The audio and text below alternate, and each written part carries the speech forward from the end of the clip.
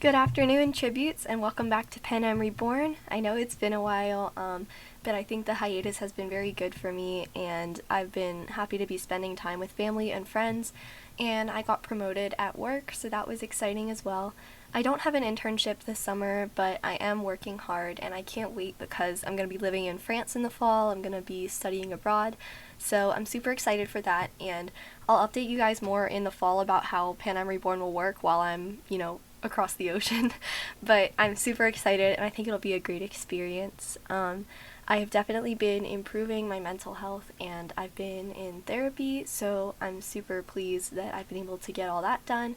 And we've definitely been working on some important stuff in therapy, so I'm super excited to kind of keep improving, and I'm really happy to be back. So with Panem Reborn, as you may or may not know, depending on how much of my stuff you read, I am going to be uploading once a month from here on out. I think it's best to kind of minimize the amount of stress that it takes on me, and I think it will help kind of space out the different times that I'm doing it. It'll help me be able to focus on other things besides Panem Reborn, and it'll also continue the series for a pretty long time, so it won't just be, flatlining from here on out. So I'm trying to think if I have any other announcements. I don't think I do. This episode was a very interesting one to write, and I actually am a pretty big fan of the Victor, so I hope you guys will like the Victor as much as I do. And without further ado, let's dive into Panem for today. After the chaotic events surrounding the victor of last year's games, all reapings were conducted with additional security cautions. Léo Desjardins was brought around to each district to be seen by the population, flanked by a pair of peacekeepers, but the actual reapings this year were conducted by a rather disgruntled Gloria Steele, sporting a gray pleated dress that she appeared to have been stuffed into against her will. As she stepped up to the stage following the yearly mayoral speech, she unceremoniously dug her hand around in the female reaping bowl and drew the name of 15-year-old Joliette Crowley Carlyle. A quiet girl with dark hair and pale skin, cheeks streaked with motor grease, surrendered herself from the crowd to be taken to the stage, brown eyes downcast as she shuffled past the other reaping pens. She tried to wipe off her hands, also slicked with motor grease, on her drab black dress, but failed to get all of it off, and accidentally spread the grease on Gloria's hand as they shook hands, shrugging as she did so. Her forearm slipped from the dress sleeves during the handshake and revealed a multitude of thin needle marks. Gloria seemed appalled by the layer of congealed oil now coating her hands, and threw the girl a dirty look as she moved over to the male reaping bowl, where she then drew the name of 15-year-old Ryder Gray. A short boy with dark circles around his eyes was marched to the stage by peacekeepers, his sandy hair stained with oil, as he stared around in a daze. He joined Joliette and Gloria, shaking the latter's hand with some confusion, before turning to his district partner and smiling faintly. Rosalia remarked in her commentary that as these two were the same age, it was likely that they knew each other from school or shared activities. They held their hands up together, eyes darting around the square as if hoping someone would rescue them. The pair were declared to be this year's tributes from District 6, and a group of peacekeepers escorted them to visit their families. Inside the Justice Building, Joliette was surrounded by a large crowd of younger children and two older teenagers, revealed to be her siblings. The younger children clung to her legs and made it difficult for her to move around to talk to her two older siblings, though she attempted to gently remove them after she almost tripped and fell. The three eldest siblings conversed in quiet tones, seemingly making plans in the event that she died, although the cameras caught the word Valletta in their conversation, and Rosalia commented that she believed this was the twin sister of Valletta Crowley Carlyle, the girl from District 6 in the 109th Games. Ryder was embraced tightly by his mother and stepfather, who wished him well as they ruffled his hair and reminded him to put his best foot forward for the capital to have a higher chance of receiving sponsorships and advantages in the arena. He still seemed slightly in shock about having been reaped, occasionally shaking his head and pinching himself to stay grounded. However, he seemed to relax a little when his mother wrapped him in a tight hug and made him promise that he would come home to them, as Rosalia remarked that it was unusual to see parents in District 6 caring so much about their children, but that it still made some sense as Ryder was an only child. Minola Pinch, the pair's capital-assigned mentor, greeted them at the entrance to the train, muttering something about checking for hair ties as she looked them over. She hurried them along to sit at the dining table, licking her thumb and trying to smudge the grease from Joliet's cheeks and Ryder's hair as the pair recoiled in fear. They sat in uncomfortable silence as she lectured them on looking and acting appropriate for capital crowds, listing out a vast array of improper behaviors, yet strangely neglecting to list any proper ones. The trip passed slowly and monotonously, with the only bright spot being that the pair were able to dig into a variety of rich foods and refreshing iced beverages. However, at one point, when Minola left to use the restroom, Joliet and Ryder turned to each other and began casually chatting about their daily lives, as Rosalia's theory about them being classmates was proven correct. Ryder covertly asked Joliet about her latest batch that she had mixed, muttering something about hoping his mother did not find out about this conversation. She smiled and replied that it had apparently been extra good, and that she had been paid well by the dealers, allowing her family to purchase a wreath for Valletta's grave. Ryder congratulated her and expressed his own desire to someday have as profitable a business as hers. Joliet smiled and offered to give him some pointers if they somehow made it out of the arena together. At this time, Minola arrived back at the dining area, and the pair clammed up, preparing for more lecturing. When at last their train arrived at Mace Station, Minola steered her tributes out and onto the platform, ignoring the flashbulbs popping off nearby and encouraging them to interact with the gathered crowd. Unlike most years, these tributes stuck together as they made their way around the platform and shyly greeted the curious Capitolites. Joliet stiffened slightly with nerves, while Ryder quickly proved himself to be a hit with the middle-aged ladies and graciously accepted their flowers, notes, and chocolates. Minola grew irritated due to the amount of time they were taking to chat with people, and soon hauled her tributes off to their designated apartment. Earlier in the morning, in District 11, the awkward duo of a heavily guarded Leo Desjardins and the irritable Gloria Steele arrived to conduct the reapings in District 11.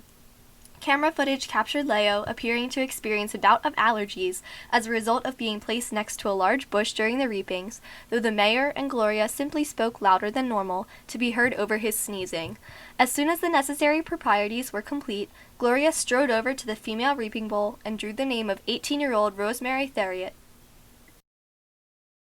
A tall girl with a series of dark, cascading box braids and almond brown eyes cautiously stepped forward, though before she could independently walk to the stage, she was seized under the elbow by two peacekeepers and dragged along. Rosemary irritably jerked her arm out of their grip as soon as she was deposited on stage, offended by the unwelcome manhandling, and carefully shook hands with Gloria while eyeing Leo with apprehension from across the stage. The gathered crowd rippled with tension and unease, clearly displeased with the peacekeepers' treatment of the girl. Gloria stepped over to the male reaping bowl and then withdrew the slip belonging to 16-year-old Current Fortier. There was a shout and a buzzing of indignation in the crowd as peacekeepers yanked a boy out of the male reaping pen by his shoulder-length dreadlocks, pulling him along to the front and dragging him up next to Rosemary. Several of his friends protested that he was being treated harshly and had not even done anything to deserve this unjust treatment, but their cries went unacknowledged as Current and Rosemary were presented as the tributes from District 11 for this year, scuffing their shoes against the stage floor. An uneasy silence hung over the crowd as the pair were escorted out to visit with their families before being taken to the Capitol. Current was checked over worriedly by his mother and sisters, who feared he had been injured by peacekeepers when they pulled him to the front. However, once they determined that he was not hurt, they enveloped him in a group hug and made him promise to come home to them, with his mother even joking a bit about grounding him for life if he pulled a jambier in the arena. In another room, Rosemary comforted her crying parents and several younger siblings, as it was evident that she was one of the major providers for the family with her job as an apple picker, though it was difficult to tell if her parents were more upset about the potential loss of their daughter in the arena or their lost income from not having her present. On the train, Current and Rosemary met with their assigned mentor, Imogen Catesby. She beckoned them over to the table to eat lunch, where they dug into elaborate platters of food and vaguely paid attention to her as she attempted to give some tips on how best to prepare for the games. After just a few minutes, during which time it became quite apparent that the pair from 11 were more interested in their filet mignon than listening to their mentor, Imogen angrily swept the dishes off the table, sending them crashing to the floor as a few Avoxes scurried in to clean up. The pair looked indignantly at Imogen, but she sternly reminded them that she had seen too many tributes from their district die because they were not paying attention on the train when she had been trying to give them helpful advice. Current and Rosemary exchanged irritated looks as Current placed his hands on his hips and reminded Imogen that they needed to eat well to be in good shape for the games. She threw her hands up in the air and stated that if they did not want to listen to what she had to say, she did not want to put any effort into mentoring them.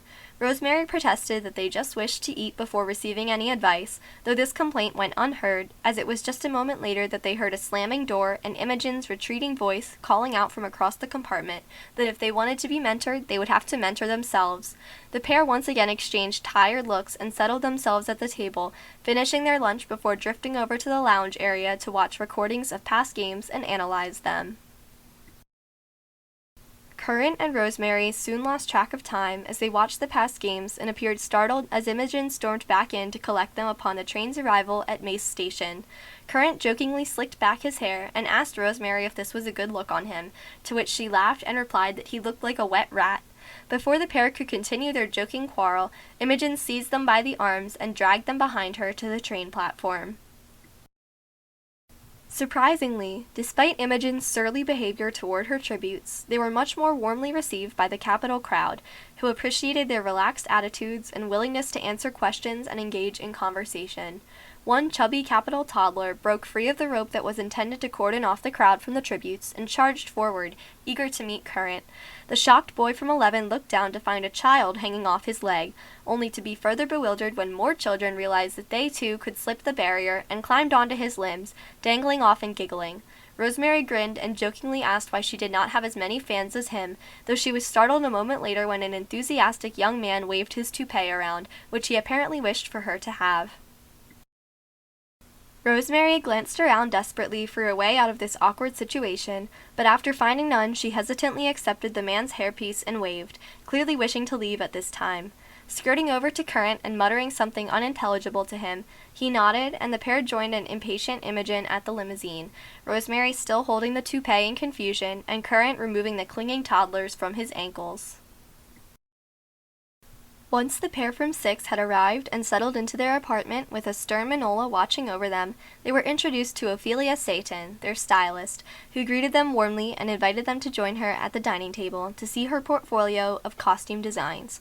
Ryder and Joliet eagerly browsed her ideas, and both were in agreement that they preferred an elegant set of designs that at first appeared to have no relation to their district, being a white blouse with a neckerchief tucked into a blue skirt and a gray suit with a red tie, but Ophelia explained that she had been granted access to preserved editions of ancient films from the time before and had seen these outfits worn by a fashionable couple on a motorcycle in a place called Rome. The pair chose these outfits to be theirs for the parade, complete with bracelets that had tiny scooter-patterned beads. Capitol makeup artists worked quickly to conceal the dark circles under Ryder's eyes and the morphling injection sites on Joliet's arms, though these improvements improved neither of their appearances greatly. Over at the District 11 apartment, Current and Rosemary cheerfully greeted their stylist, Ronaldo Fenton, who clapped his hands with excitement upon seeing them and eagerly displayed his latest designs to them. To their shock and dismay, Ronaldo's idea of a true District 11 costume was to have the pair dressed entirely in robes of vines, which barely covered their modesty and left them both feeling quite exposed. Even Imogen, who had kissed her husband on the cheek upon arriving but was still in an irritable mood, had to burst out laughing at how ridiculous the tributes looked in the revealing ensembles. Rosemary cringed as she adjusted one of the vine straps on her shoulder and politely asked Ronaldo for a different outfit, though this seemed to offend him. Current shifted around uncomfortably, asking if he could at least be granted a pair of briefs, as he hesitantly explained that one of the vines was tickling him in a sensitive area. However, this request was rejected by a deeply hurt Ronaldo, who believed the designs were excellent as they were, and worried that being able to see underwear beneath the vines would ruin the effect. Eventually, after much persuasion from Ronaldo, who convinced the 11s they would only need to wear the costumes for a few minutes during the tribute parade, the pair allowed their styling team to do their hair and makeup before proceeding down to the parade preparation area. Ryder and Joliet admired each other's costumes down at their chariot, remarking that they certainly felt fancier than District 6 was used to feeling at the parade, and giggling as they recalled games from their childhood in which the tributes from their district had been dressed up as trains. Current and Rosemary tried to cover themselves with their hands and arranged their robes to cover more of their bodies, but even this could not spare them from the amused stares of tributes and Capitolites alike. Current irritably muttered to his district partner that he would have some words with Ronaldo about the costumes, as they scowled at the giggling pair from 9 nearby. Ryder and Joliet accepted the bouquets tossed at them with varying degrees of success, as several sailed right over their heads and were accidentally crushed by the chariot wheels or other tributes' horses, while Current and Rosemary ignored the flowers and confetti thrown at them in favor of wrapping their arms around their bodies to avoid a wardrobe malfunction with the limp vines on their costumes. President Mace gave his yearly speech as usual, and the chariots rolled back to the training center, signifying the conclusion of the parade for the night, though not without the announcement that Best Dressed had been awarded to the pair from 2, dressed in glittery, peacekeeper-inspired formal wear. At the conclusion of the parade, Ryder and Joliet offered each other an enthusiastic hug and congratulated each other on having received several bouquets for their performances, though Manola sniffed condescendingly and remarked that it could have been better. The pair were exhausted after being in the public gaze for such a long time, and quickly bid each other good night before heading into their respective rooms, both showing signs of increased exhaustion that seemed to be foreshadowing withdrawal. Current and Rosemary seemed relieved to cast off their costumes and change into much more comfortable pajamas for the night, ignoring Imogen's grumbling that they had looked like clumps of seaweed at the parade. Gloria Steele greeted the tributes the next morning in the training center with a vicious grin and a freshly replenished water cannon. She reminded them that no funny business would be tolerated and that the trainers would be vigilant as usual if anyone was caught tampering with the training equipment. As soon as the rules were explained and the tributes were dismissed to the stations, Ryder and Joliet made a beeline for the fire starting station, where they appeared to have experience due to their district's industry. They whispered amongst themselves, discussing how they hoped their proficiency at this station would attract potential allies who would be willing to offer them some other training in exchange for fire starting skills. In fact, this strategy worked almost immediately, and an interested Andromeda from 5 leaned over from her post to ask the pair for assistance in growing her tiny flame.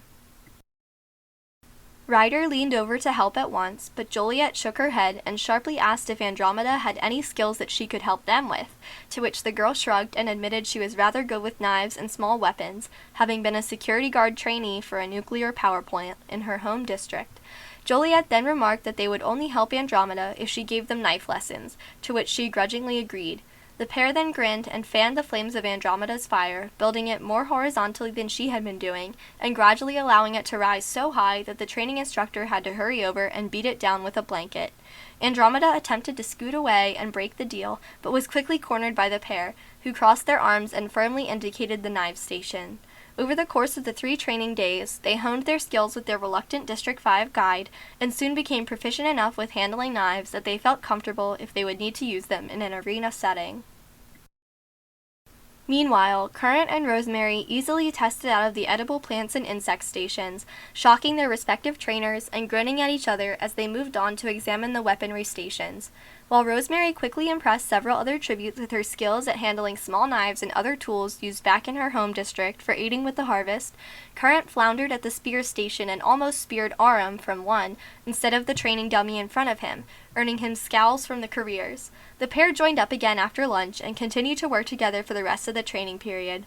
However, despite their obvious strengths in some fields of the training academy, the only other tributes willing to discuss a potential alliance were the pair from 15.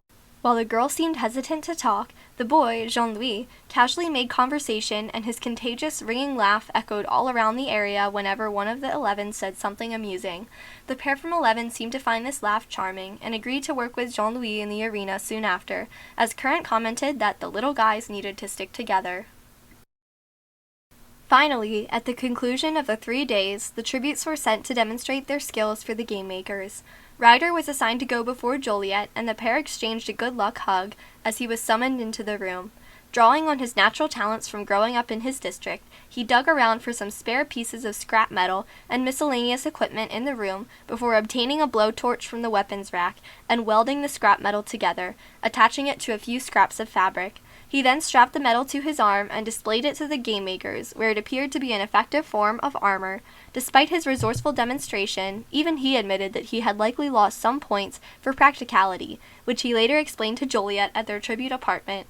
However, he added that his welding skills would potentially help them if they were in an indoor arena. Shortly after Ryder, Joliet was called in. Unlike her district partner, instead of using physical materials, Joliet chose to work with some of the dyes available that were intended to be used for camouflage, mixing them together to make a deep and bloody red. She then carefully applied this dye to her chest and neck before laying on the ground and demonstrating that she could look realistically injured. She quickly explained to the game makers that she was used to mixing chemicals at home and could thus mix many kinds of dye effectively with an eye for the right blend. They nodded, slightly impressed despite their growing boredom with the tribute displays, and she carefully wiped her torso off with a cloth before exiting the room. Current strode into the evaluation room and cheerfully made finger guns at the game makers, which were unfortunately misinterpreted, and several peacekeepers on guard leveled their weapons at him, assuming he was making a rebellious gesture.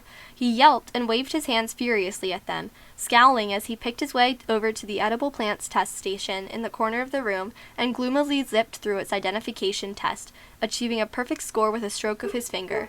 As the surly game makers grumbled to themselves, reluctantly impressed, he kicked a nearby training dummy in the groin for dramatic effect, as if imagining it to be one of the game makers, and sweeping out the door. Capital Gossip magazines later joked that in this case, actions had spoken much louder than words. Near the end of the lineup was Rosemary, whose statuesque figure sauntered into the room as if in a fashion show. She surveyed the irritated game makers, clearly not paying attention anymore, and carefully cracked her neck before heading over to the knives and politely asking for a series of holograms to be activated. Head game makers Lock and Lock nodded, as some of the other game makers laughed derisively and began to imitate what they believed it would look like if Rosemary were to attempt to fight off the holograms, though their laughter soon turned to amazement as she twirled a knife between her fingers and easily slashed through hologram after hologram with relative ease. Even though she panted with exhaustion after this display, her brilliant smile as she exited the room in front of the shocked game makers showed her true feelings about the success of the evaluation. The scores were released later that night with a somewhat unusual ranking. This year's careers had appeared to be a complete reversal of the efficient, strong career pack in the previous year, and it was alleged that Alexander, Celia, and Mercury had attempted to whip into shape their tributes without much success, as they possessed an unusual amount of arrogance, even for careers. Instead of achieving the top scoring placements, all of the careers had received scores of 8 for their performances, ranking below Santiago from 10 and Gilly from 4 with 9. Ryder and Joliet had both received passable 7s, while Current and Rosemary received scores of 8. At the bottom of the pack was Fustian from 8 with an unfortunate 3. Minola reluctantly congratulated her tributes on their decent scores, while Imogen even more reluctantly admitted that Current and Rosemary had proven to be serious contenders despite her own neglect towards mentoring them. The following night saw the interviews conducted with Rosalia Sanchez, who made waves upon arriving in a voluminous dress ringed with various rainbow colors. Tributes and viewers alike attempted to guess the arena from this confusing clue, though no one could possibly know what it was referring to, and most of them gave up within a few minutes. After a few uneventful interviews, Rosalia welcomed Ryder out to the stage, where he quickly impressed the Capitol audience by appearance alone, with his polished appearance and glossy jet-black hair, reminiscent of motor oil. Ryder soon proved himself to be quite the charmer, cheerfully admiring how Rosalia's colorful dress contrasted with her dark hair, which endeared him to the audience just moments after the start of the interview. Rosalia asked a few personal questions of him before turning her attention to his strategy in the games. Ryder carefully explained that he hoped to work with his district partner, Joliet, stating that he had known her before the games and that they were good friends.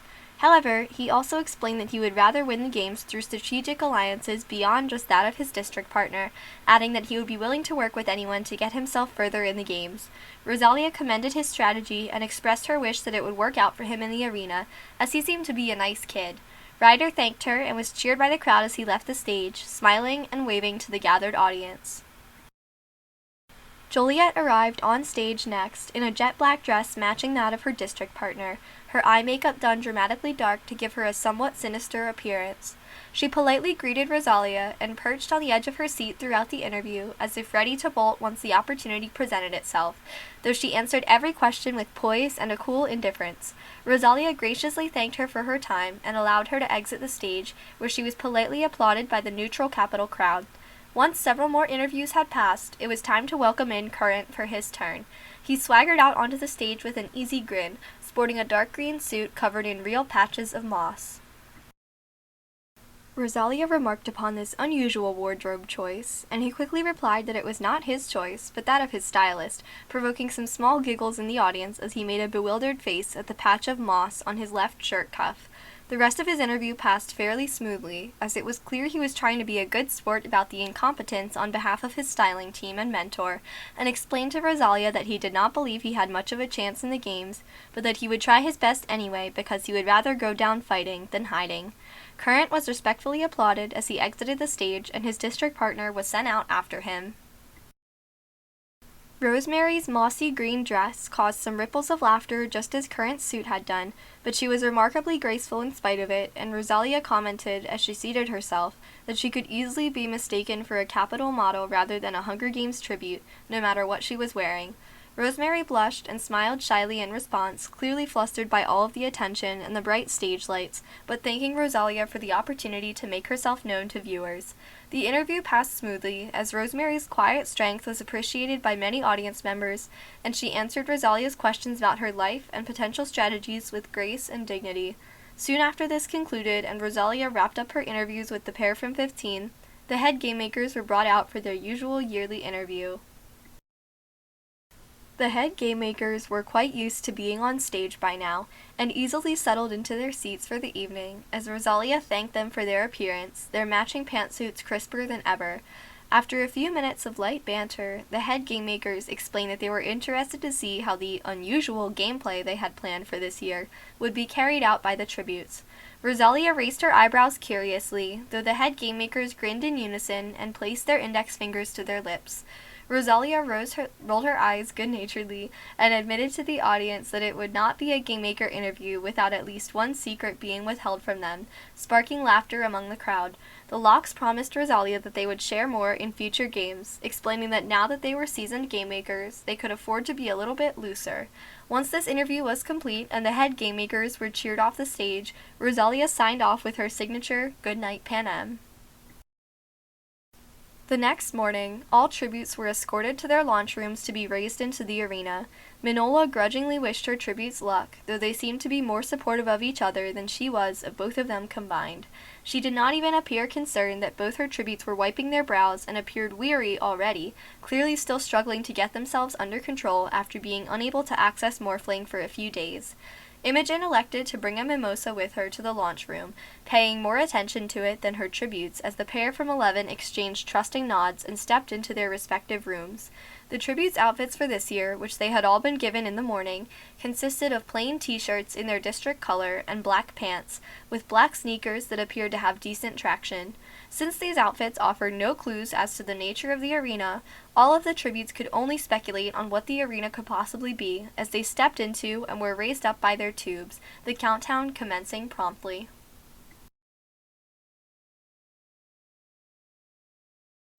To the tribute's shock and amazement, the podiums had arisen in the center of a spacious wooded valley with beaches and a wide river coursing through the center. The cornucopia stood on a center island in the middle of the river, surrounded by 24 podiums, each with a strangely bright-colored object a few feet behind them. As viewers around Panem squinted to identify these objects, Rosalia cheerfully explained from her information sheet that these were hot air balloons, deflated but with propane tanks inside that would allow tributes to operate them, before admitting that she had never heard of a games conducted in the air before, and was excited to see how these would play out. Most of the tributes seemed frightened by the prospect of having to operate the hot air balloons, but Ryder and Joliet could not have appeared more pleased by the circumstances, and rubbed their hands together with glee, while Current and Rosemary seemed to be slightly more comfortable with the twist due to their experience scaling trees and dealing with heights in District 11. The cornucopia contained several backpacks with food and water, as well as exclusively small handheld weapons like knives, daggers, and brass knuckles. Current signaled to Rosemary that it would be best for one of them to work on inflating their balloon, while the other went in for supplies and returned to the balloon operator. Rosemary indicated that she would be interested in running in for the supplies, as she did not feel confident in her ability to figure out the balloon. Current nodded, and the pair quickly solidified their plan. Nearby, Ryder and Joliet made a similar plan, though it was more of a toss-up about who would go in for the supplies, as both tributes were skilled in operating vehicles similar to hot air balloons in their daily lives. As soon as the countdown ended and the tributes sprang off their podiums, the entire central island was covered in scattering tributes and bright balloon envelopes blooming outward, as tributes scrambled underneath them to attempt to determine how to operate the balloons. Just seconds after the start of the games, as Jean-Louis from 15 flagged down Rosemary at the central cornucopia and began to ask if he could join the pair in their balloon, he fell forward onto her with a knife embedded in the back of his neck. Rosemary screamed as she witnessed the careers approaching. As soon as she seized a backpack and fled the cornucopia area, successfully making it back to Current, who was tinkering with their balloon's propane tanks and attempting to determine how to power it on, she turned around to watch the carnage unfolding around them. Santiago and Mirandesa, from 10, had succeeded in powering up their balloon, but Mirandesa was crying and stated that she had a deep fear of heights, refusing to join her exasperated district partner in the balloon basket. Santiago placed his hands on his head in frustration and demanded that she just get in the balloon, though his irritable comment was cut off a second later by Mirandesa's scream as she was impaled through the back by a long dagger wielded by Aram from 1. Santiago became spooked and quickly took off in his balloon, though he yelped as he realized it was difficult to steer.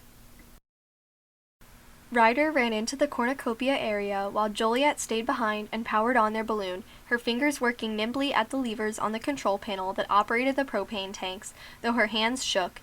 Ryder dodged and ducked his way between other tributes and obtained a backpack of food and water for the pair before deeming it too risky to stay at the cornucopia area to get weapons and sprinting back to the balloon. Joliet helped him up and they immediately took off into the skies, high-fiving at their success. Down on the ground, some tributes refused to even try operating their balloons and decided to take their chances on the ground. However, due to the increasing amount of tributes who had correctly figured out how to lift off from the ground, those tributes still on the central island were easy pickings for each other's alliances.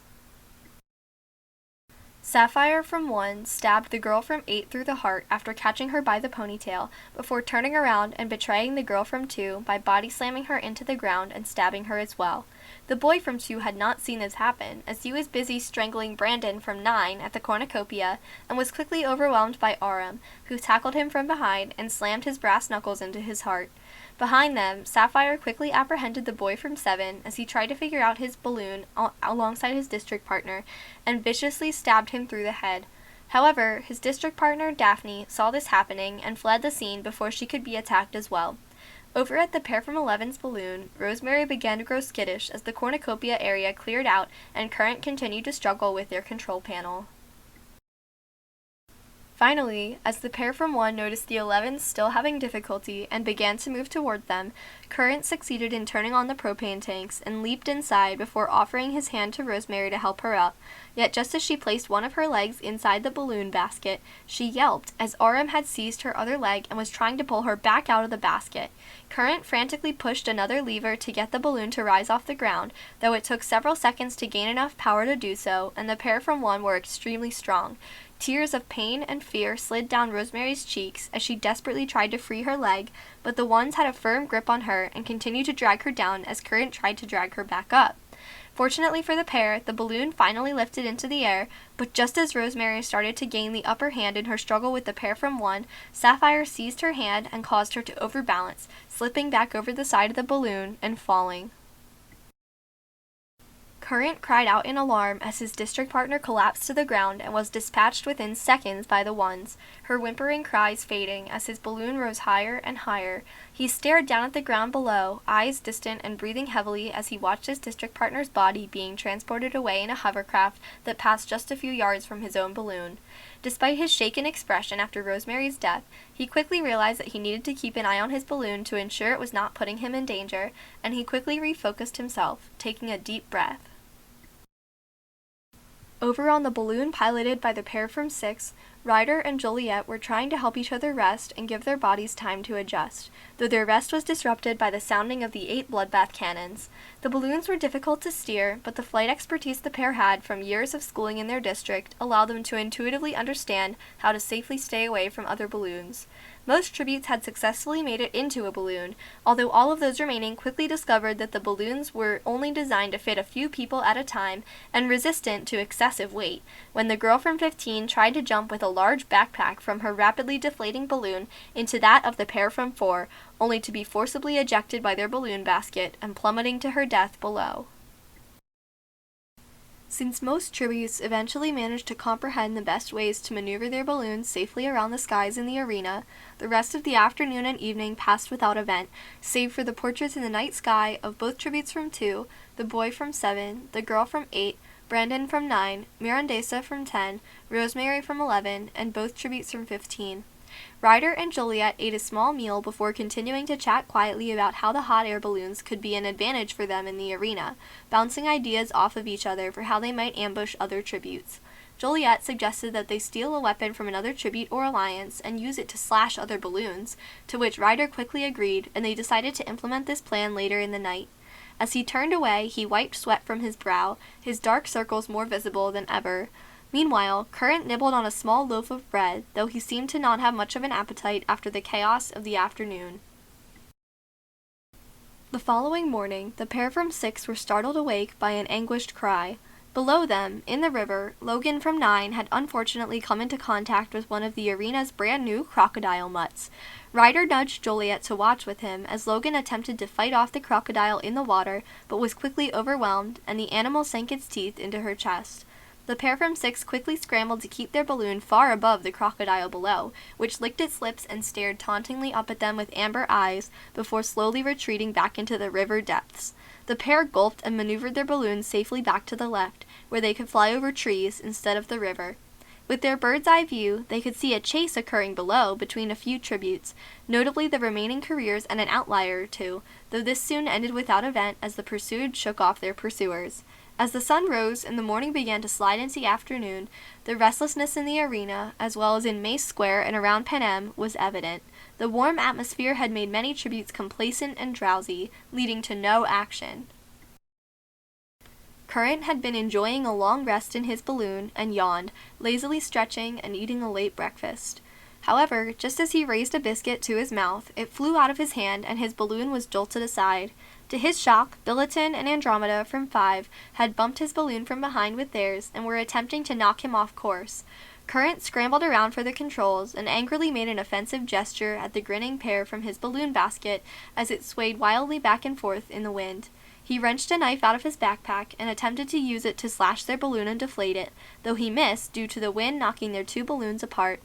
However, just as the pair from 5 were gearing up to strike his balloon again, their own balloon was assailed from behind, effectively creating a balloon bumper car situation, as it was revealed that Santiago had crashed his balloon into theirs by accident due to a mistake in steering.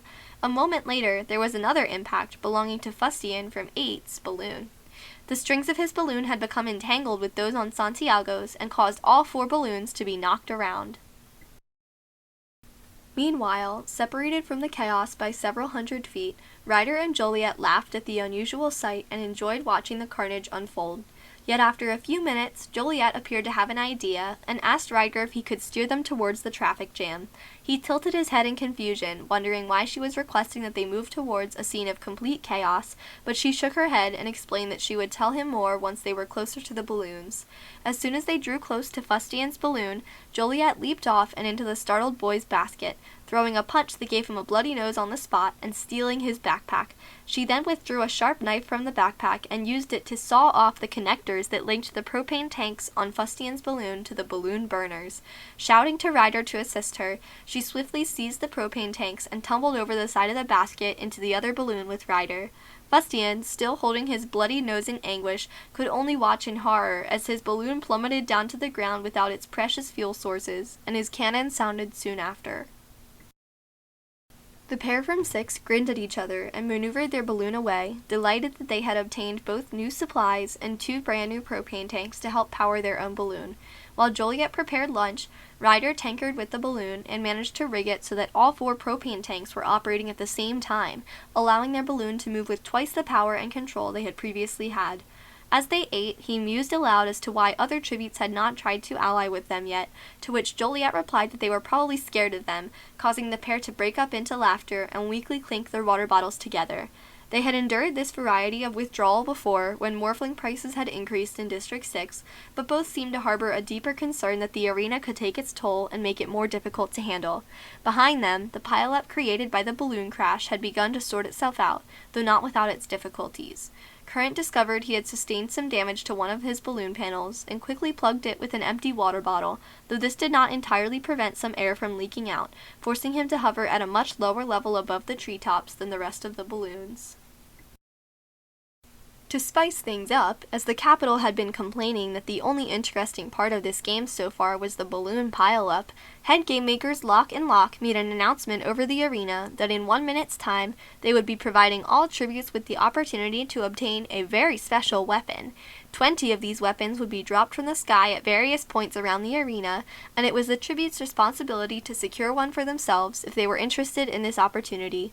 While Joliet and Ryder debated the merits of going after the potentially game-changing weapons, Current clearly appeared excited for the chance to gain an edge over the people who had just caused him to humiliatingly float around just a few feet above land.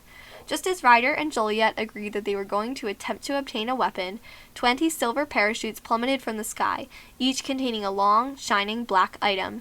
Many tributes craned their necks in attempts to identify the mysterious new weapons. In fact, many seemed confused as they snatched one from the sky and unwrapped it from the parachute, holding it up and trying to determine how to operate it. Ryder leaned out of the sixes basket and caught one by the tail end before bringing it back to show Joliet, the pair equally bewildered as to the nature of the weapon. Current managed to snag one just seconds before it would have plopped into the river, inspecting it carefully with a degree of suspicion, as if believing that it was a game maker trap. However, the confusion was settled a moment later as the head game makers returned to clarify about the weapons. They explained to all of the tributes that the weapons were grenade launchers and should not be treated like toys. Yet even as they were saying this, Born from 4 accidentally pointed the wrong end of the grenade launcher at himself while on one of the beaches and pulled the trigger to test it. To the horror of his district partner Gilly, he was instantly blown apart into grisly pieces. The head game makers took this opportunity to remind the tributes to handle the weapons carefully.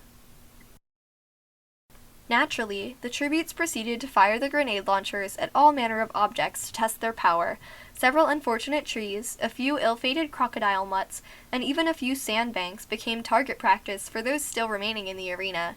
The tributes on the ground had realized that if they aimed well, they could use their weapons to take down the hot air balloons from below, while those in the air learned that their grenade launchers could be quite effective for sinking other balloons.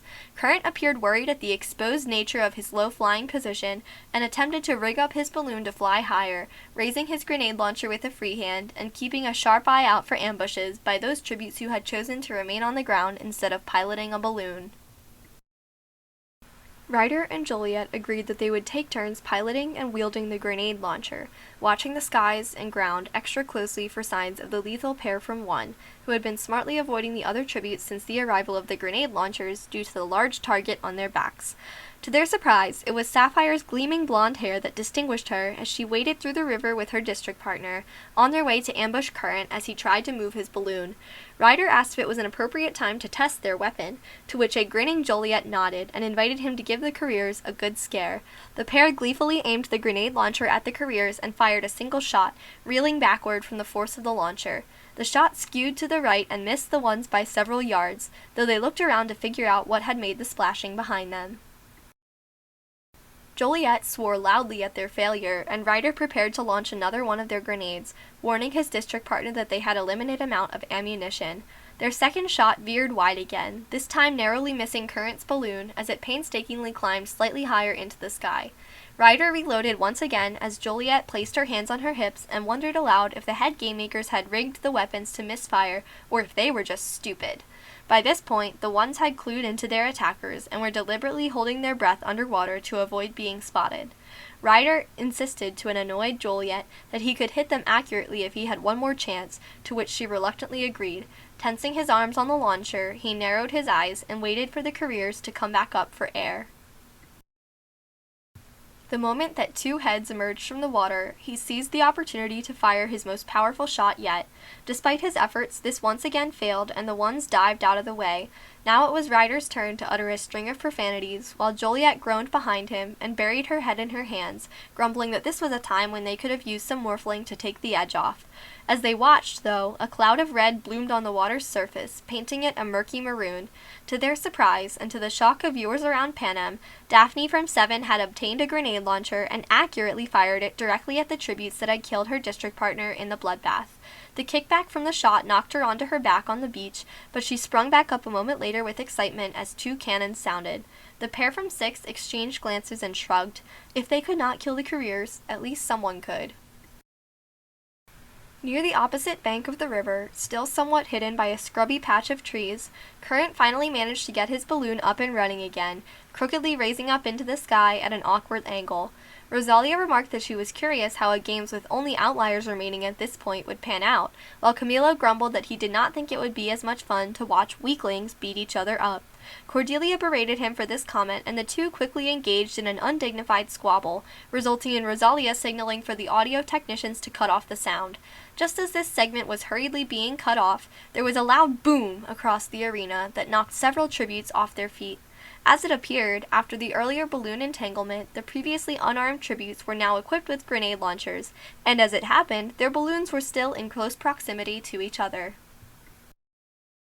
This resulted in the pair from 5 waging war on Santiago from 10, trying to use their grenade launcher to knock him out of the sky and clear their path to disentangle from the pileup. Santiago did not take kindly to being fired at, and promptly used his own launcher to fire back, sending hails of grenades soaring through the skies. Ryder and Joliet, as well as Current, scrambled to get in on the action and piloted their balloons in the direction of the traffic jam. Even Daphne and Gilly from 4, who were still stuck on the ground, squinted to see the ensuing air fight. The pair from 3 were enraged to find that they were under attack as well, and fired rapidly at anyone and everyone that came into close contact with them. Current, who possessed a grenade launcher but was already distressed by his faltering balloon, hovered at the edge of the conflict and tried to avoid being caught in the crossfire, yet he hastily drew his head back into the safety of his basket when a grenade hurtled past him and blasted a hole through Gilly's chest down on the shore, sounding her cannon immediately. Current's expression in response to this unpleasant sight made him appear as if he had just choked on a lemon covered in spicy chili sauce, according to Rosalia and her capital commentators. Eyes wide with alarm at the complete chaos erupting in the air, he scrambled to move upstream and out of the line of fire. As he did so, the body of Andromeda from 5 soared through the air and nearly knocked him over again, having been defenestrated from the 5's balloon by Santiago during their fight. This time, the cannon was hardly audible over the shouting and blasting. Billiton's body followed a moment later, as Current yelled out that Santiago needed to stop throwing corpses at him. The pair from 6 were caught up in the commotion as Joliet shouted to Ryder that the 5's balloon was unmanned, and that it would be a prime opportunity to steal their supplies. Just as she said this, a grenade fired by Santiago came whizzing past her head, singeing the tail end off one of her braids. Joliet shrieked with outrage and furiously demanded that Santiago pay for ruining her hairdo. While the pair from 6 had worked well together thus far, the wild unpredictability of their predicament placed a heavy strain on their teamwork. Camilo remarked that they were clearly out of their honeymoon phase, and were now instead in the trying not to get hit by grenades phase. The pair leaped out of their own balloon and into the balloon previously belonging to Billiton and Andromeda, Ryder gripping the knife from their backpack as they moved. The pair from 3 nearly landed a grenade hit on them as they made the jump, though their accuracy was not quite what they had hoped, and it rocketed above their heads into the balloon itself. Joliet screamed and Ryder yelped as the balloon tore and began to plummet down to earth while they clung to the basket. To the surprise of viewers and tributes alike, the pair plopped right into Current's basket as he got buffeted by a gust of wind in their direction. Their screaming continued for several seconds before they realized that they were not midair and in fact had ground beneath them. Ryder drew his knife on Current and threatened to kill him to gain control of the balloon, but Joliet shook her head at him, stating that they could use him as cannon fodder in the fight with Santiago and the Threes. Current's eyes nearly popped out of his head as he heard this, though he did not dare to lodge a complaint with his captors. As Joliet began tinkering with his balloon and trying to fix it to help them get moving, Ryder and Current uneasily watched the ongoing fight for dominance between those in the other balloons, only to shout in fright a moment later as their own balloon shriveled up, detaching from their basket and sending them all crashing down into the river below. Rubbing his head in pain, Current loudly grumbled to the pair that they were more of a hindrance than a help, despite their supposed prowess in fixing things, being that they were from District 6. Joliet did not take kindly to the insult and reminded him that they were still in possession of a knife, which they would not hesitate to use if he had any more comments of this nature. Current remarked in turn that he preferred her burnt hairstyle to her previous hair, resulting in Ryder having to hold back Joliet from tackling the skinny boy into the water. The group trudged ashore, dumping river water out of their clothing and searching for any sign of supplies. The sun was quickly setting, and they were not eager to learn what surprises the game makers had in store overnight for any tributes still on land. Joliet ruefully dusted herself and Ryder off, checking her friend for cuts and bruises and asking several times more than necessary if he was all right.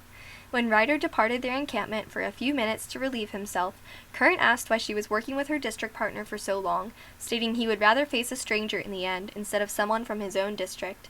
Joliet stared at him for a moment, startled at the sudden and unexpected question, but replied that she was worried about Ryder and feared that he was too naive and sheltered to stay alive on his own. Current nodded, admitting that he knew the feeling and had felt the same back in District 11, though he did not elaborate on this point. However, their shared moment of vulnerability did not last long, as Ryder returned and Joliet snapped back into brusqueness. Night fell. Those manning the grenade launchers grew too tired to keep firing, and the portraits of the fallen soon flashed across the sky. The anthem of Panem played, though several tributes could not hear it above their rumbling stomachs, as the faces of Aurum and Sapphire from 1, Born and Gilly from 4, Billiton and Andromeda from 5, Fustian from 8, and Logan from 9 were shown. The remaining tributes could sense that the game makers had much in store for them, but it would have to wait until they had a chance to rest their eyes. As a matter of fact, the game makers did not wait for the tributes to rest their eyes. At the crack of dawn, all of the remaining 7 competitors were awoken by the anthem of Panem blasting once more, and the head game makers' faces being broadcast around the arena, declaring the commencement of a feast at the cornucopia. In 5 minutes' time, they explained with an eerie resonance, the cornucopia would be filled with food, water, and replacement grenades, as well as some smaller weapons. Yet there was a twist. The cornucopia would also be covered in spinning chainsaw blades once it was replenished, making it extremely difficult to obtain any resources without being fast and precise. As the head game makers added with a grin, this year's tributes would have to work for everything themselves. An audible groan echoed from the encampment belonging to the Sixes and Current. They had not eaten an entire day and were both fatigued and starving, but the thought of challenging spinning blades to earn a meal was a major turnoff. Naturally, the Sixes, being the ones with the power in their uncomfortable dynamic, demanded that Current be the one to brave the cornucopia. He agreed, but insisted that one of the two accompany him in case there was difficulty. Ryder turned to Joliet to discuss, but before he could even say a word, she quickly offered to go, avoiding his gaze. As he began to protest, she silenced him with a steely look and splashed water on her waxen face, sweat lightly streaming down her cheeks from the physical toll the arena had been taking. Ryder nodded and went back to scouring a nearby bush for food, breathing heavily. The moment the newly bedazzled cornucopia rose into the morning sunlight, several figures darted at it from different directions, some arising from the river, others sprinting across the sand, and a few descending from balloons into the clearing. Hampered by their exhaustion, Current and Joliet struggled to push through the river and collapsed, soaking wet, into a scrubby bush north of the cornucopia. As they watched and tried to catch their breath, Santiago charged into the clearing from where his balloon had settled nearby. He approached the cornucopia, but paused for a moment to gather his bearings and determine how to avoid the circular saw blades gleaming threateningly in the sun. Joliet suddenly appeared to have an idea and muttered something under her breath to Current before leaping up and skirting the edge of the woods. She froze for a moment, still camouflaged, as Daphne from 7 staggered out of the water and tackled Santiago into the sand near the cornucopia, trying to catch him at a disadvantage. Amid this chaos, Euclid from 3 descended from the 3's balloon on a handmade rope ladder, gingerly snatching a backpack from the top of the cornucopia from above. Rosalia remarked that this was an unusual but innovative way to circumvent the razor blades, and marveled at how quickly Euclid leaped back into the balloon basket unharmed and departed with his district partner. Current approached the cornucopia from behind, attempting to analyze the speed and positioning of the lethal blades attached to it, while several yards away, Santiago placed Daphne in a headlock. Yet the real disruption was happening behind them, as Joliet dived into Santiago's unattended balloon on the beach. Just as Current's arm darted into the cornucopia with calculated ease and withdrew a hefty backpack, and Santiago overpowered Daphne enough to jerk her neck around and snap it, they were both distracted by the whirring of the balloon mechanisms nearby. A grinning Joliet waved at Santiago from several feet above the ground and called out to Current to join her in the balloon basket. Santiago's face twisted with rage as he realized his only reliable method of transport was now out of reach. He jerked around to find Current, but the boy was already being helped up into the basket by Joliet, who whistled a merry tune and hastily took off. The sound that the boy from 10 then made to express his anger appeared halfway between a meow and a yelp, according to Cordelia, as the balloon merrily meandered away, quickly collecting Ryder from the western beach and taking off into the clear blue sky. At this time, the cornucopia sank back into the ground, and the head game makers announced that the feast was concluded. Santiago's existential crisis on the beach was tragically cut short by this announcement. While the pair from 6 and Current rejoiced in their new food supplies and the cartridge of grenades provided in their backpack, as well as a pair of morphling pills they were delighted to find in the bottom of the backpack, Santiago's shock slowly boiled into something much more sinister. The afternoon and evening proved to be dismal, as the morning's beautiful weather faded to an ugly and overcast sky with little visibility. Forced to remain stationary during this time, the tributes occupied themselves as best they could. The pair from 3 played an ancient children's game known as I Spy, a popular game in District 3, though if overheard it tended to cause confusion among peacekeepers in their district, as they believed it to be a form of illegal espionage. Santiago spent the afternoon scheming, drawing out various plans in the sand that all seemed to end in Joliet and Current dying bloody and untimely deaths. This was illustrated through Santiago's poor renderings of stick figures being decapitated, run through with a stick, and otherwise maimed. Meanwhile, in the commandeered balloon, Ryder and Joliet explained the nuances of morphling production to Current as they rejoiced in the bodily control and clear-mindedness that taking their pills had granted, attempting to get him to try the drug sometime when he was too hungry to eat. He appeared particularly bemused when the pair got off on a tangent about how a bad batch Joliet had produced one time had caused Ryder to hallucinate that he was a porcupine and feared anyone touching him for 24 hours. Shortly after this, having eaten and drank to their heart's content, the pair promptly fell asleep, appearing like a pile of puppies to the Capitol commentators. Joliet's head rested on top of Ryder's, lolling around in the light wind, as he let out a series of soft snores that caused Current to stifle his giggles. The boy from 11 glanced longingly at them, as if wishing he had someone he could trust that deeply at this point in the games. He was clearly too energized to fall asleep, but appeared to gain a sort of comfort from watching his drugged-up allies slumbering, appearing not as tributes destined to die, but as ordinary teenagers in need of a nap, human touch, and a hairbrush. Night fell soon, and the portrait of Daphne from 7 flashed across the sky. The pair from 6 woke up with a start, disoriented by the playing of the anthem and the darkened sky. Current laughed and admitted that they looked like a cute couple while asleep, leading Ryder to blush furiously and Joliet to immediately berate him and begin listing 30 reasons why she would never date Ryder and that he was simply a friend. Current shrugged casually and rolled over, sleep finally beginning to overcome his weary body, though he kept one ear open as he drifted off to the sound of 26. Ryder eats like a donkey and more food gets on the table than in his mouth. 27. Ryder has morning breath that smells like President Mace's balls, and so on, with a brief retort from Ryder along the lines of, "How do you know what President Mace's balls smell like?" before falling asleep. With only 5 tributes left on the 4th day, and 4 out of 5 of them being airborne, the head game makers soon decided that it would be an appropriate time to instigate another fight, as the head game makers love to do. Rousing the competitors from their sleep with a loud, cheerful, and completely in unison call of, "Good morning, tributes," the Locks declared that they wanted to see some action, and that if there was not enough, they would make some themselves.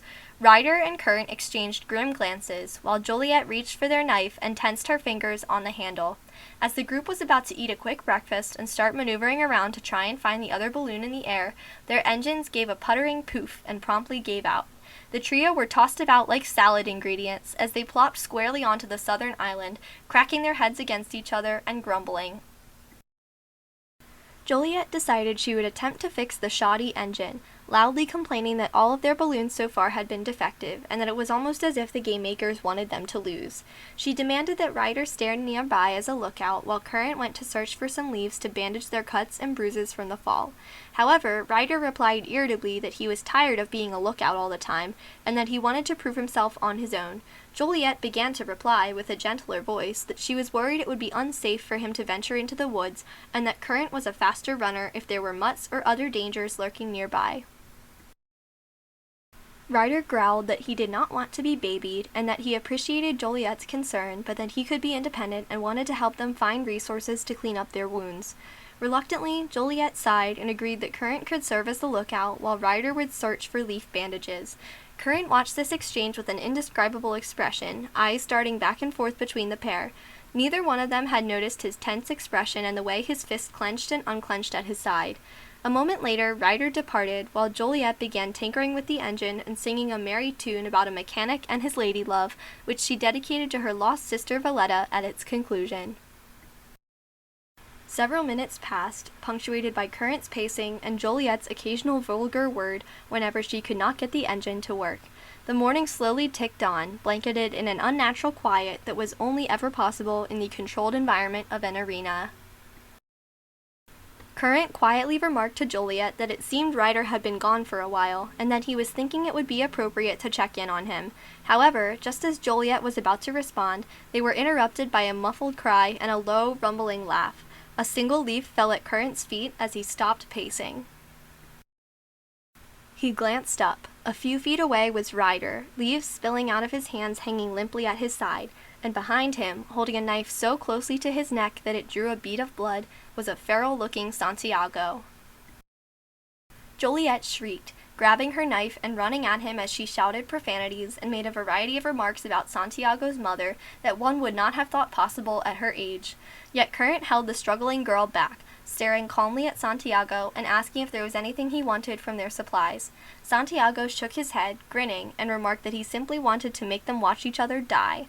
Current's eyes narrowed, and he temporarily loosened his grip on Joliet, causing her to immediately break free and launch herself at Santiago. He was prepared for the knife and quickly disarmed her, but she managed to drag her nails across his face, sending blood spurting from his eyes as the pair grappled for access to Ryder. Current tentatively joined them, trying to loosen Santiago's wrist from the boy, but he did not budge and continued to fight off both of them at once despite the blood everywhere. As Joliet fought through tears, she whispered to the choking Ryder that everything would be all right. He nodded weakly, and words formed at his lips as he gazed at her, though it was difficult to see what he was trying to say. She managed to land a foot in Santiago's stomach, knocking the wind out of him for a moment, but he quickly rolled over and tightened his grip on Ryder. Without a second's hesitation, as Current and Joliet scrabbled at him for control, he jerked Ryder's head to the side, cutting off circulation. Joliet screamed and shoved her palm into his nose, attempting to break it, but he swatted her aside as she called Ryder's name and crawled over to him, collapsing beside him and weeping. Behind them, Current and Santiago rolled over and over, struggling to land a blow on the other. Rosalia remarked that despite the tension of the moment, she was rather amused by the suggestive nature of this display. Joliet called out to Ryder and shook him, attempting to get him to hear her and respond, but he had lost consciousness, and his face was turning a pale shade of blue. She then whispered softly that after all she had done to keep him safe, she could not protect him. His grieving district partner was a sorry sight, but her anguish turned to anger the moment his cannon sounded. Santiago had overpowered Current, and the two of them were tumbling all the way down to the water's edge, grunting all the way. Joliet finally picked up the fallen knife and pursued them, leaping into the fray. The knife slipped from her hand into the water as they fought, but she and Current both locked hands on it at the same time, and together they plunged it into Santiago's heart. He coughed and spluttered, spraying water out of his mouth, while Current asked if she wished to cast the death blow, or if she wished for him to do it. Joliet replied neither, stating that she wanted him to suffer for the last few minutes of his life. Current dipped his head, spouted water from his nose, and followed his ally out of the water and back onto the beach as Santiago continued to splutter behind them and muttered curses in between coughs. Several minutes later, a cannon sounded, while Current and Joliet weirdly fist-bumped on the beach and promptly collapsed from exhaustion. The pair lay passed out on the sand for an hour or so, completely exhausted from the sheer effort it had taken to restrain the strong Santiago. When they were next awoken, it was once again not naturally, but by the smashing of an explosive grenade shell behind them, sending sand up in a massive cloud of dust. Coughing, Current seized Joliet's hand, and the two of them sprinted for cover, rolling over and over as they tried to get up. The pair from 3, Euclid and Hope, were gleefully firing shots at them from above, having finally discovered their location after searching all morning. Just as the two of them reached their balloon, a grenade hurtled right into it, sending another cloud of sand up into the air and causing them to stagger backward. Joliet cursed loudly at the loss of their balloon, mourning its tattered shreds laying pitifully on the ground, but Current reminded her that there was no time for crying over spilled balloons, and the duo dived into a nearby bush. The area around them was promptly pelted with grenades, as the pair covered their heads and squeezed their eyes shut to avoid being completely deafened or blinded by the blasts. Joliet tilted her head to the side. As commentators remarked, it seemed as though her hearing had been affected nonetheless. She shouted over the blasting that they would never be able to defeat the threes on land, as they would never be tricked into descending from the safety of their balloon or falling from it. Therefore, they knew that if they were to outmatch Euclid and Hope, they would need to somehow get onto the balloon. Joliet suggested distracting them long enough for at least one of them to scale the rope ladder, though Current replied that this was too risky. She then suggested that they make a break for it when the pair were not paying attention, though again he reminded her that it would be embarrassing to die while running through a sand bank. However, as they began to bicker, they realized the grenade blasts had stopped and poked their heads above the bush. As it happened, Euclid and Hope were in the process of carefully reloading their depleted grenade and were completely ignoring their targets. Without hesitation, Joliet seized Current by the arm as if he was a naughty child and dragged him behind her, though he yanked his arm away as they sprinted across the sand. The pair from three, too focused on handling their delicate grenades with care, failed to notice as the two others scaled the rope ladder with a great and heaving effort. Above them, Euclid muttered to Hope that the reloading was complete and that they would finally be able to smoke out the outliers. Dangling from the ropes below, Joliet and Current exchanged alarmed glances. This would be a terrible time to get caught. Hope aimed the grenade launcher at the exact shrub where the outliers had just been crouching a minute before, firing a resounding bang from the balloon.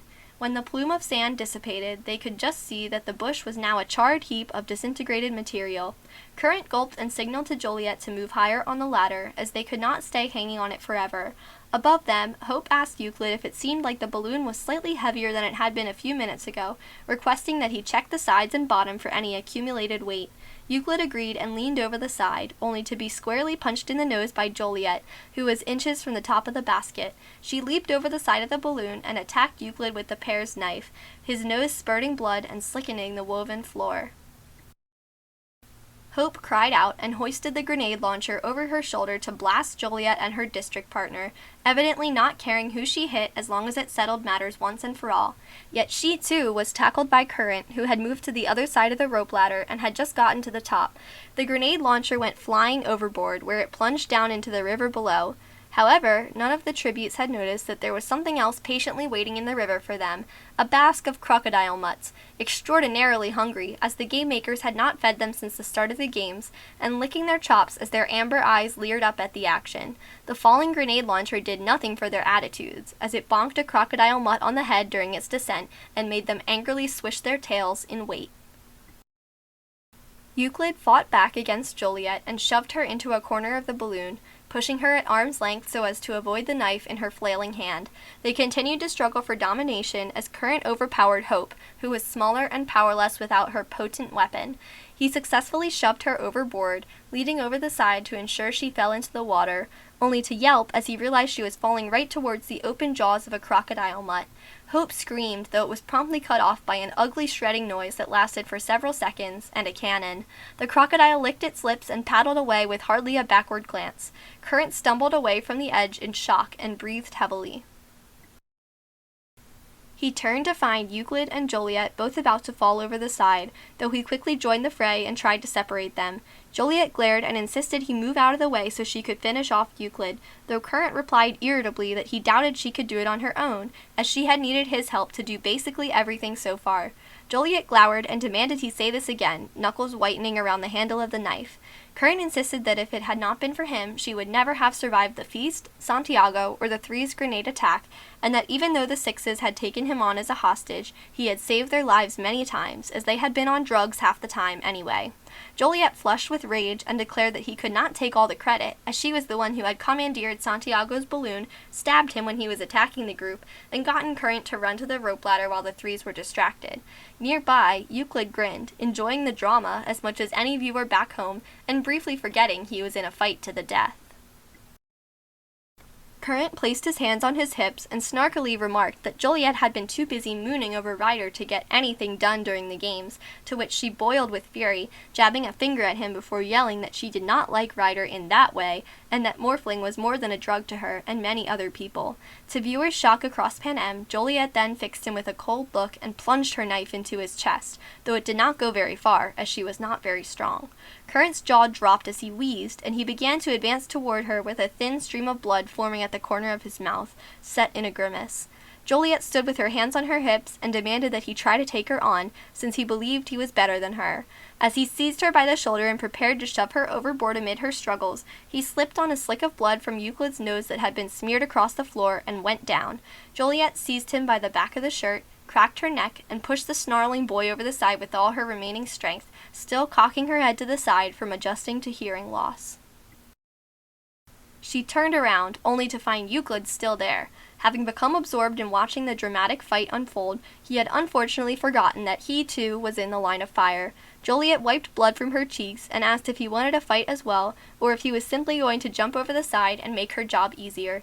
Euclid yelped and tried to flee, but she kicked him in the groin and pushed him over the edge as well.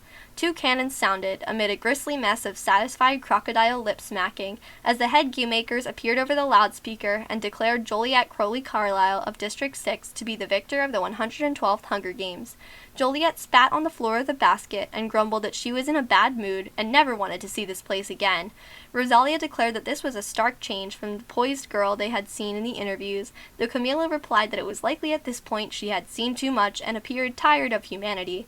This point was underscored a moment later when Joliet flipped off the crocodiles below for looking at her the wrong way, shortly before a hovercraft arrived to pick her up. Medics reported that aside from some superficial wounds, burnt hair, and an attitude adjustment, likely due to suddenly receiving a morphling pill after being in withdrawal, the only medical care Joliet would need would be to restore her hearing, as she had lost a fair amount of it in both ears from being in close proximity to so many grenade blasts throughout the games. Capital physicians offered to completely repair her inner ears and grant her full hearing ability, but she refused on the grounds that she did not trust them to get it right.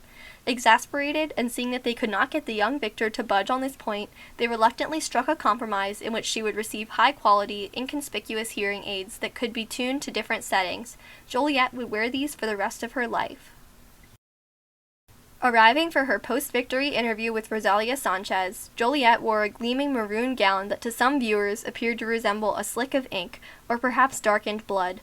Notably, the gown was long-sleeved so as to cover her forearms.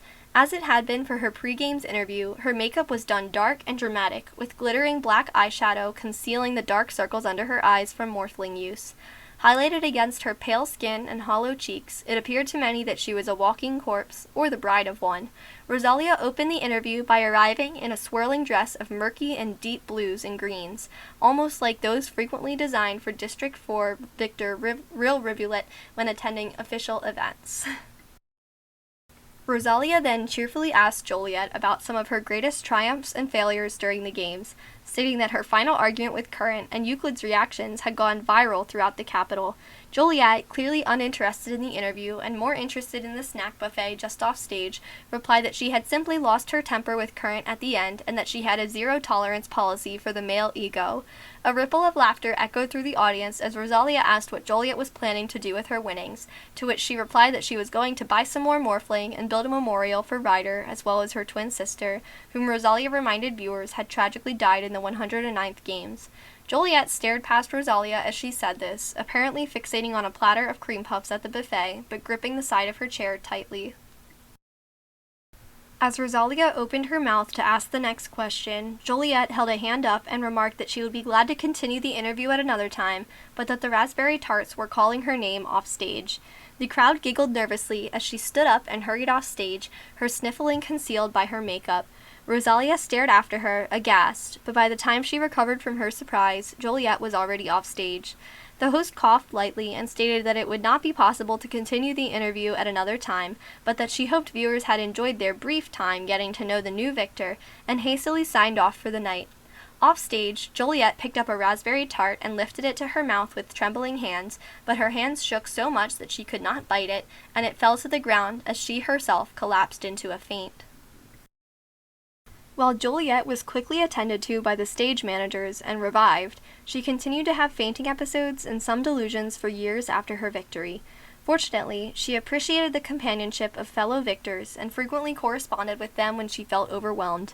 She was briefly committed to a psychiatric ward in the capital after her victory tour, where it was determined that she avoid balloons, any mention of crocodiles, and loud noises for her own health, as these tended to be triggers for her episodes. Juliet moved into a houseboat in a secluded area of District 6, one of the more unconventional victors' villages. She continued to mentor other tributes for years and was known equally for her no-nonsense attitude and dry wit. Juliet was also a frequent Morphling user, though her family members often raided and dumped out her stashes out of concern for her health. When appearing on official programming, she strongly campaigned for Morphling legalization and to end stigmatization of Morphling use throughout Panem, but these efforts were ultimately useless, as President Mace was recorded to privately believe that these initiatives would create less rational Panemian citizens that would be harder to manage as a leader. Few other public figures dared interact with Juliet, fearing that their own reputations would be negatively affected by being seen with the crazy drug activist. As stated during her interview, Juliet constructed a memorial just outside the Reaping Square in her district, paying homage to not just Ryder and Valletta, but to all fallen tributes from the district in past games. She laid flowers on this memorial each week and was reported to talk to it as if talking to a friend. The young victor also used her winnings to help bring her family out of poverty, though she squandered her own share on Morphling within a few years. She was no longer actively involved in making Morphling, but she was still well known for her ability to instantly tell a bad batch from a good one on sight. Juliet's time after the games was as much a process of recovery as it was one of remembrance, and while she made many ill-advised lifestyle choices that did not endear her to the capital during public events, she stood firm and did not allow herself to be swayed by others' perceptions of an ideal victor. Thank you guys for watching. This was kind of a bit of a shorter episode just because there was a lot going on lately. My whole family got COVID after we came back from vacation, so I was kind of scrambling to put everything together in time for the episode release. But yeah, I really hope you enjoyed. This victor kind of holds a special place in my heart because I know people who have had struggles with drug usage, and it's definitely kind of a difficult topic to deal with. It's difficult to create characters with a drug use problem, and it's difficult to personify them. By no means do I think that Juliet represents the entirety of, people who have struggled with addictions, but I think hopefully her efforts might pay off sometime in the future in Panem in order to destigmatize some of the issues surrounding Morphling within Panem, and hopefully this reflects a bit of our wider world today. But I'm trying to think if there's anything else. I would never really prepare for my intro and concluding statements, but I really hope that you guys will look forward to next month's episode. It will hopefully be out on July 15th. There may be a bit of a delay, depending on, if there's something else that comes up, but I will communicate that in advance. So yes, thank you again so much for watching and supporting this channel and for being so kind. And just remember to take time for yourself. If you ever have struggles with mental health, it can be tough, and I'm always here to chat if you ever want to reach out to me. I definitely know what it feels like to struggle, and so please just know that you're not alone. And with that said, Panem today, Panem tomorrow, Panem forever.